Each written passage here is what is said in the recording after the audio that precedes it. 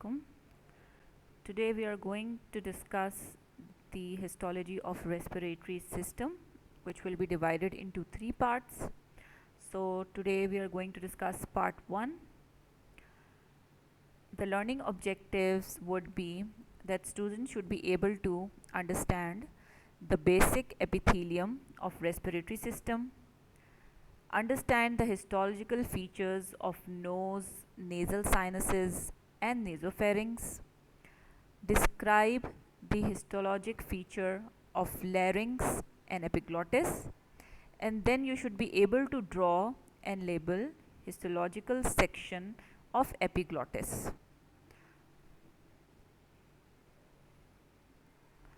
So the respiratory system consists of a conducting part and a respiratory part. The conducting part consists of nasal cavity, nasopharynx, larynx, trachea, bronchi, bronchioles, and up to the terminal bronchiole. It is the conducting part. The respiratory part starts from the respiratory bronchioles, then alveolar ducts and alveoli. So when the air comes in, it goes through all of these, which is the conducting part, and the respiratory part is the place where the gaseous exchange takes place.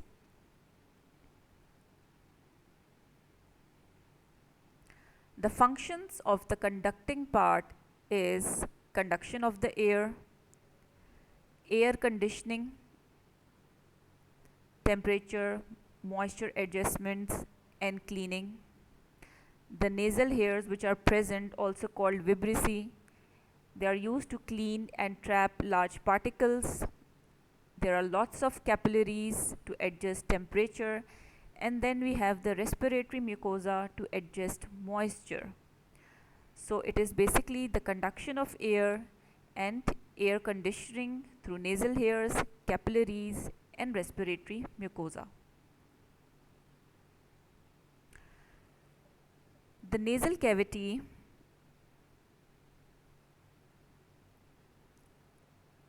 this hole is the nasal cavity. This is the opening of the nostrils, the nasopharynx.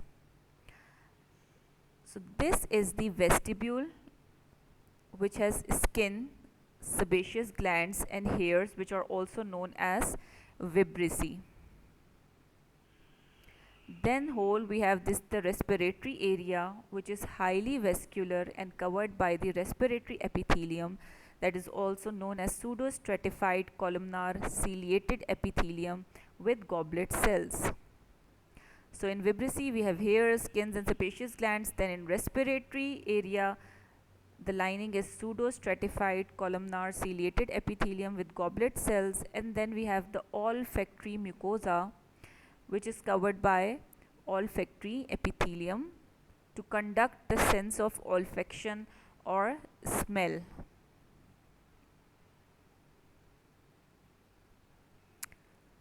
Nasal sinuses. In body we have two frontal sinuses, ethmoidal sinuses, and then we have the maxillary sinuses. So these are the nasal sinuses which are covered by the respiratory epithelium.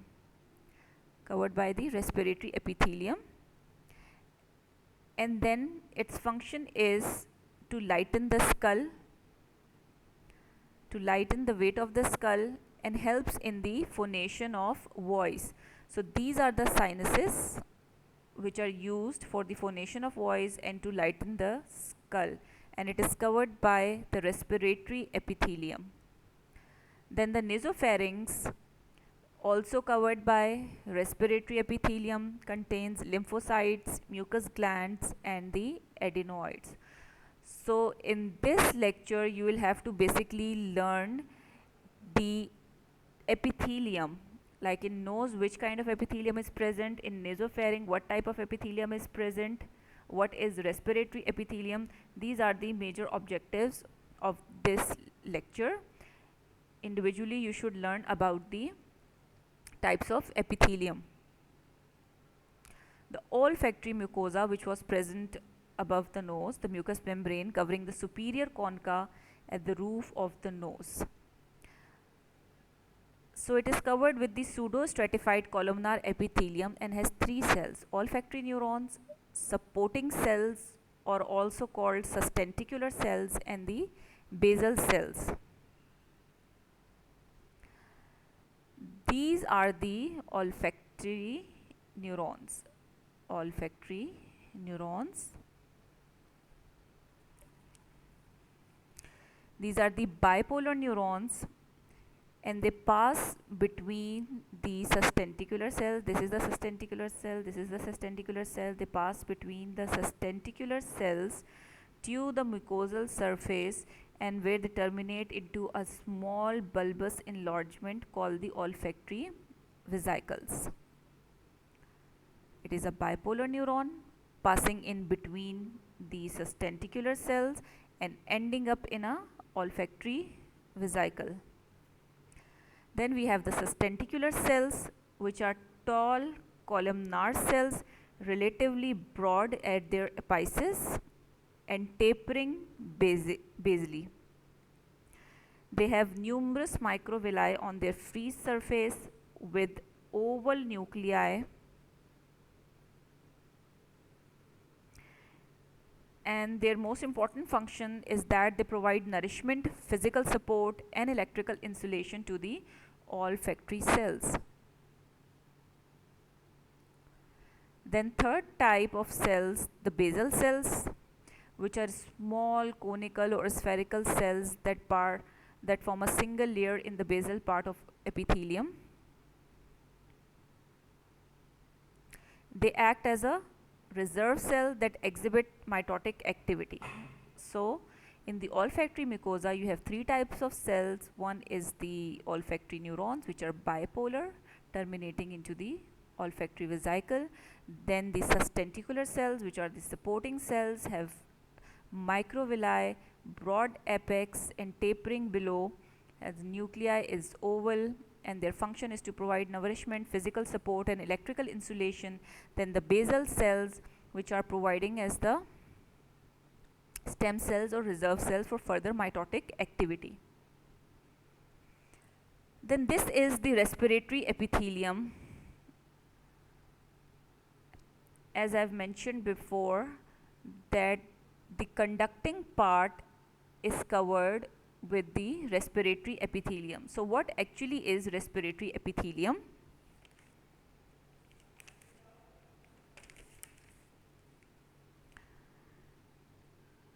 It is made up of pseudo-stratified columnar ciliated epithelium, also known as respiratory epithelium. The epithelium is pseudo-stratified columnar ciliated epithelium, known as respiratory epithelium, containing 5 types of cells: ciliated columnar, almost 30%, goblet cells, 30%, brush cells, basal short cells, the small granule cells. This is the cilia.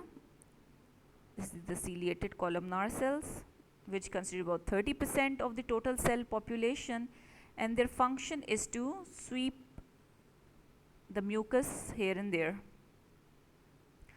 The particulate matter is entrapped, and through their sweeping action it is passed away.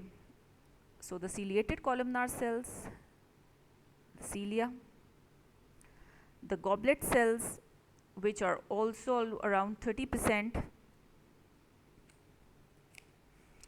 they secrete mucin and give rise to mucus, which is a flexible gel-like material. The goblet cell, goblet cell, goblet cell. Here also we have a goblet cells. Then we have brush cells, which are almost 5%. These are the brush cells,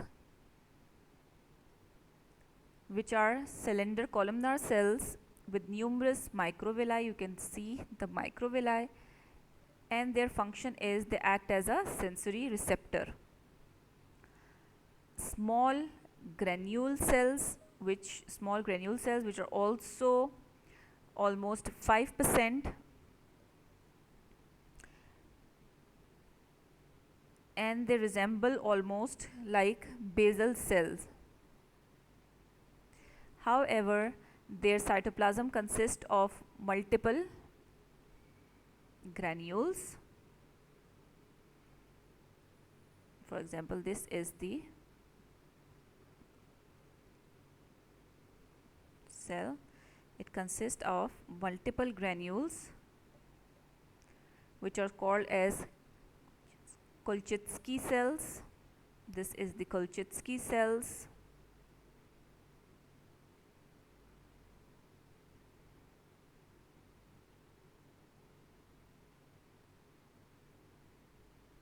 So this is the small granule cell which resembles the basal cells, and finally we have the basal cell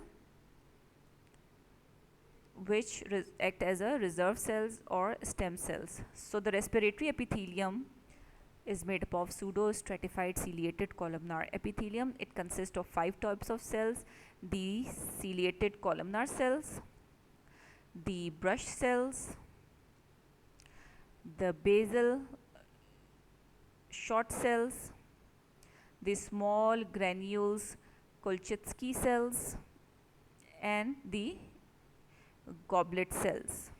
This constitutes the respiratory epithelium, which will line the conducting part of the respiratory system. Then we come to the larynx. As soon as we come to the larynx, the laryngeal inlet comprises of a major structure known as epiglottis. So the epiglottis has a lingual surface and a laryngeal surface. Lingual surface is anterior and laryngeal surface is posterior. The lingual surface is covered by stratified squamous epithelium.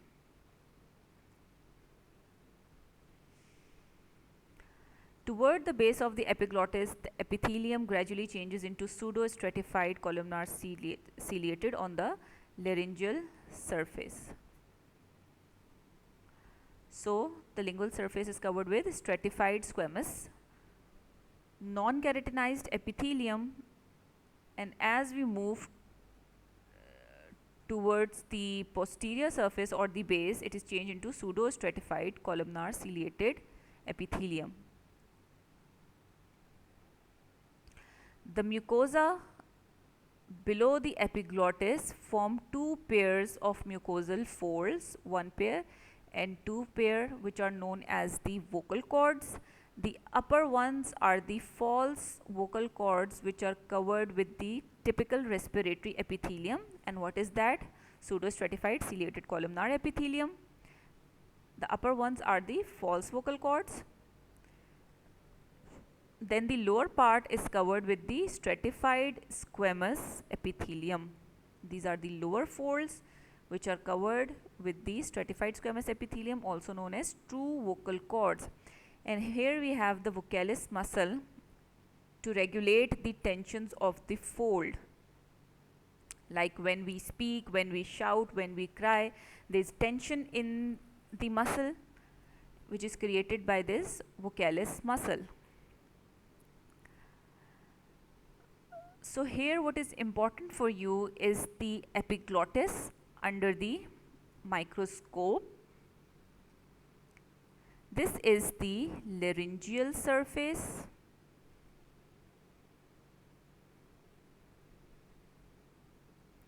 And this is the pharyngeal part. So this is the posterior surface and this is the anterior surface.